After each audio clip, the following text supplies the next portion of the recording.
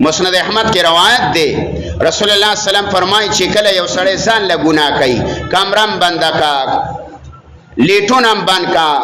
فردم را واچوه حدیث کې راځي او ته ګناه کله کې وای الله ملائکه ته وای چې د آدم علی السلام بچی ماته د مخلوق نم سپک نظر وکړو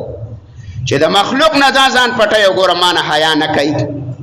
نو ګوره چې کلم دی ګناه کوله دا خو انسان دی خطا خو زمانم کې استانم کې د بلنم کې خو چې کلم الله در فیاد شو د ګناه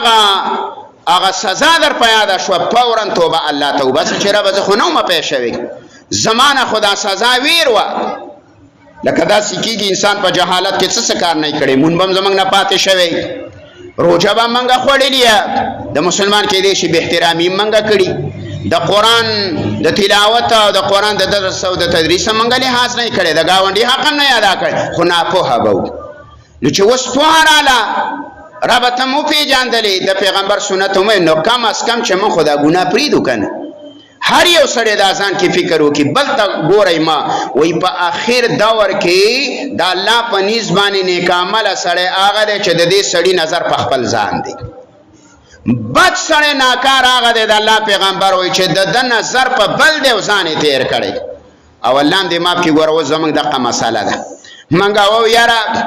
پلانی دي کې دا ګناه کې پلانی دي کې